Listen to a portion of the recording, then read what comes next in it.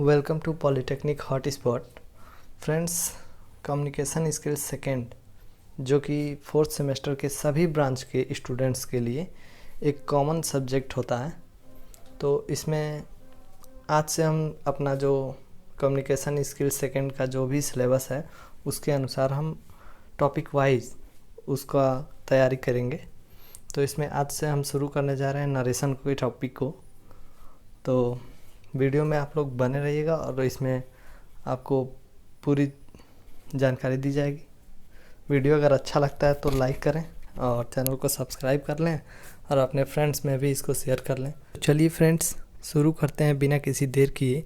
तो वीडियो को बिल्कुल भी स्किप मत कीजिएगा, बिल्कुल आपको समझ में नहीं आएगा।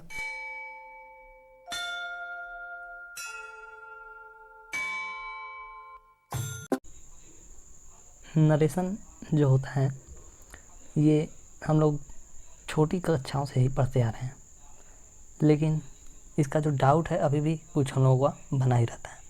तो इस चीज़ के बारे में हम इस पे सीखेंगे कि नरेशन, चूँकि ये तो दो टाइप के होते हैं, तो ये दो टाइप पहले समझना बहुत ज़रूरी है कि किस आधार पे बांटा गया है इसको।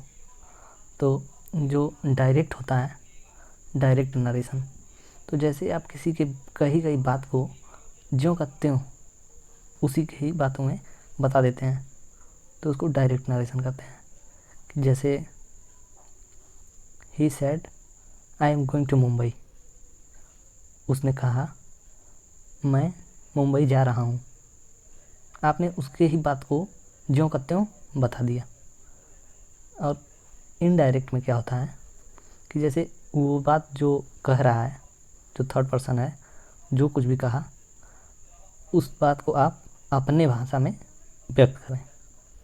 जैसे कि यहाँ पर कहा है he said that he was going to Mumbai, वह कहा कि वह मुंबई जा रहा था। ठीक है। और यहाँ पर क्या था, यहाँ पर ही इसने कहा कि वह कहा मैं मुंबई जा रहा हूँ। और यहाँ पर क्या कर रहा है, वह कहा या उसने कहा कि वह मुंबई जा रहा था। तो यहाँ पर आपको समझ में आ गया होगा कि जब हम किसी के कहे हुए बात को डायरेक्ट ज्यों का त्यों जैसे उसने कहा वैसे ही आपने कह दिया, तब उसको डायरेक्ट नरेशन कहेंगे। और यदि आप उसमें कुछ अपनी तरफ से अगर कुछ कह के उसको समझा रहे हैं तो उसको इनडायरेक्ट। यहाँ पर लिखा गया है उसी चीज़ को, उपयुक्त वाक्य में वक्ता के शब्दों को ज्यों का त्यों न कहकर उसका भाव प्रकट किया गया है। इसलिए आई को ही में तथा एम को रिपोर्टिंग वर्ब किसे कहते हैं, रिपोर्टिंग वर्ब। जो चीज़ भी कॉमा के बाहर जितना भी लिखा रहेगा, कॉमा के बाहर जो भी चीज़ लिखा है उसे हम रिपोर्टिंग वर्ब कहेंगे।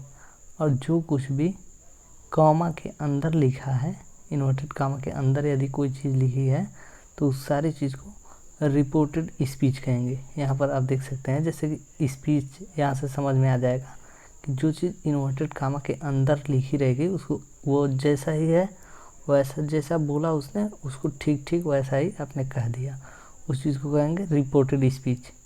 और जो ये कॉमा के बाहर रहेगा उसको कहेंगे रिपोर्टेड वर्ब।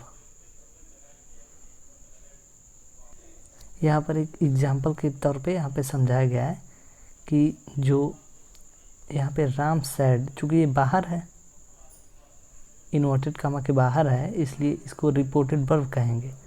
और यहाँ पर इन्वर्टेड कॉमा के अंदर ये चीज़ है, इसको रिपोर्टेड स्पीच कहेंगे। ठीक है। अब इसमें कुछ इम्पोर्टेंट जो बिंदु हैं, जैसे कि इसमें बताया गया है कि जो इन्वर्टेड कॉमा के अंदर रखा जाता है उसको, ये जो डायरेक्ट स्पीच था उसको इन्वर्टेड कॉमा के अंदर लिख देंगे और उसके पहले एक कॉमा लगा होना चाहिए जो कि रिपोर्टेड वर्ब के बाद होना चाहिए कॉमा। यानी कि जो बाहर है वो रिपोर्टेड वर्ब है, उसके बाद एक कॉमा है, फिर डबल कॉमा के अंदर रिपोर्टेड स्पीच, यानी कि डायरेक्ट स्पीच भी इसको कहते हैं। और ये देखिए इन्वर्टेड कॉमा के अंदर के भाग का प्रथम अक्षर कैपिटल में होना चाहिए। तो ओबवियस सी बात है, इसमें कोई बताने वाला चीज़ नहीं है। और इसी तरह से जो डायरेक्ट नरेशन के लिए बताया गया है, डायरेक्ट से इनडायरेक्ट के बदलने के सामान्य नियम। तो जैसे कि उसमें अगर कामा था और फिर डबल कामा स्टार्ट होता था, उस तरह से इसमें कामा का प्रयोग नहीं होगा। और ये जो डबल कामा है, डबल इन्वर्टेड कामा, ये भी हट जाएगा। तो ये अलग अलग सेंटेंस के लिए, इसको हटाने के लिए अलग अलग सेंटेंस में अलग अलग एक कनेक्टिंग वर्ब का प्रयोग करते हैं। इसमें अगर हो तो रिपोर्टेड स्पीच के वर्ब के टेंस में किसी भी प्रकार का परिवर्तन नहीं करते हैं। कहने का मतलब ये है, अगर कि जो रिपोर्टिंग वर्ब रहेगा, जो इन्वर्टेड कामा के, डबल इन्वर्टेड कामा के पहले जो रहेगा, वो अगर प्रेजेंट में या फिर फ्यूचर में अगर रहेगा, तो हम इन्वर्टेड कामा के अंदर वाले भाग को बिल्कुल भी उसका टेंस नहीं चेंज करेंगे। जैसा है उसी के अकॉर्डिंग केवल नंबर, पर्सन, जेंडर ये सब चेंज करके कर देंगे। उसके टेंस का बिल्कुल हम छेड़छाड़ नहीं करेंगे। यहाँ पे कुछ एग्जांपल्स में है, देख लीजिए। यहाँ पे जैसे कि कहा गया है Ram says Hari has gone to Agra. तो यहाँ पे जो सेज, देखिए राम सेज, यानी कि ये क्या है, ये प्रेजेंट है।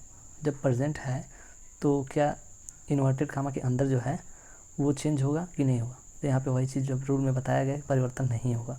ये सब चीज़ें रहेंगी। जैसे प्रेजेंट और फ्यूचर जब रहेगा रिपोर्टिंग वर्ब, तो हम इन्वर्टेड कामा के अंदर कोई भी चेंज नहीं करेंगे टेंस में उसके। उसी तरह से और भी एग्जांपल है यहाँ पे, आप देख सकते हैं। जैसे यहाँ पे देखिए विल से फ्यूचर में है तो अंदर कोई परिवर्तन नहीं होगा। अगर सेज, सेज टू, सेड को टेल, टेल्स, टोल्ड में उस समय बदलते हैं जब बाद में ऑब्जेक्ट हो। तो यहाँ पे ऑब्जेक्ट कहने का मतलब ये है कि सीधे सीधे आपको ये जानना है कि say to, says to, says to और सेड टू, सेड टू। तो इसको किस में बदलना है? अगर ये सब रहेगा, मतलब कि सीधे सीधे जानिए, अगर इसके साथ अगर टू आता है तब क्या करना है? अगर से टू आएगा तो टेल में बदल जाएगा, सेज टू आएगा तो टेल्स में जाएगा, और सेड टू आएगा तो टोल्ड में जाएगा। यहाँ पर थोड़ा सा घुमा फिरा के लिखा है कि इसके बाद जब ऑब्जेक्ट आएगा तो ऑब्जेक्ट तभी आएगा, और जब आएगा तो उसमें टू ऐड होगा तब आएगा। तो वही चीज़ को थोड़ा सा घुमा के लिख दिया है। अब ये बात तो पता चल गया कि जो रिपोर्टिंग वर्ब है, अगर प्रेजेंट या फिर फ्यूचर में अगर रहे तो उसके रिपोर्टेड स्पीच यानी कि इन्वर्टेड कामा के अंदर जो भी सेंटेंस लिखा रहेगा उसके टेंस में कोई भी चेंजेस नहीं करेंगे। ठीक।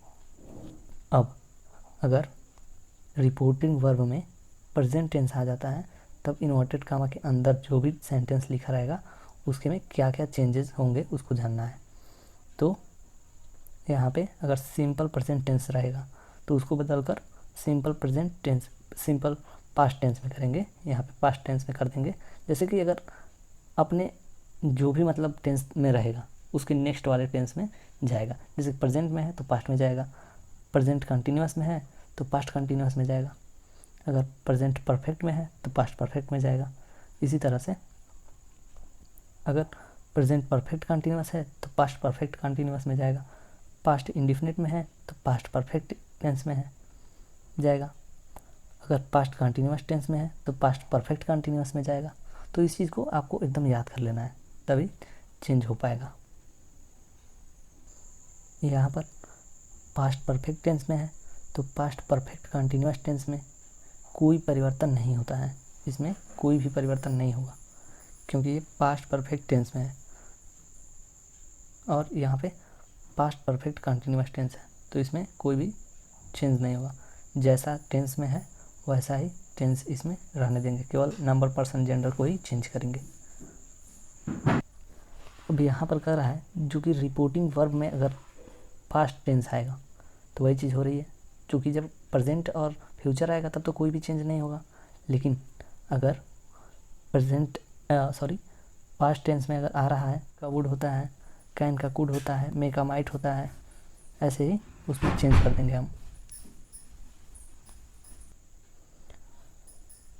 टेंस संबंधित कुछ अपवाद, कुछ इसके एक्सेप्शन भी हैं, जैसे कि अगर कोई भी चीज़ अगर यूनिवर्सल ट्रूथ है, अगर जैसे कि सूर्य पृथ्वी का चक्कर लगाता है, ये सब, ये जो यूनिवर्सल ट्रूथ जो बातें हैं, इसके टेंस में कोई भी चेंज नहीं करते हैं, भले ही आपका जो ये जो रिपोर्टिंग वर्ब है ये भले ही पास्ट में हो, और इन्वर्टेड कामा के अंदर अगर यूनिवर्सल ट्रूथ वाली चीज़ अगर लिखी है तो हम कोई भी इसके टेंस में चेंज नहीं करेंगे। ठीक है, ये किसका, ये टेंस संबंधी एक अपवाद है इसका। दूसरे नंबर पे आ जाता है हैबिचुअल फैक्ट। अगर जब कोई किसी चीज़ की अगर आदत है, वो उससे संबंधित अगर कोई चीज़ है, अब जैसे कुत्ते की भौंकने की आदत है, उसका हैबिचुअल फैक्ट है, तो उस चीज़ का कोई भी टेंस नहीं चेंज होगा, इसका कोई चेंज नहीं करेंगे इसके टेंस में। अगर कोई यहाँ पर कहावत है, प्रोवोक है, जैसे कि honesty is the best policy, अब इसमें क्या कोई चेंज करेगा। अगर यहाँ पे अगर पास्ट में अगर दिया ही है तो अगर इसको चेंज करना चाहते हैं कि ईमानदारी एक अच्छी नीति है, सबसे अच्छी नीति है, तो यहाँ पे क्या हो जाएगा अगर चेंज करेंगे तो, कि ईमानदारी एक अच्छी नीति थी, नहीं ऐसा नहीं होगा, ये गलत हो जाएगा। क्योंकि ये प्रोवोक है इसलिए इसके टेंस में कोई भी चेंज हम नहीं करेंगे, ये ऐसे ही रहेगा, सही रहेगा।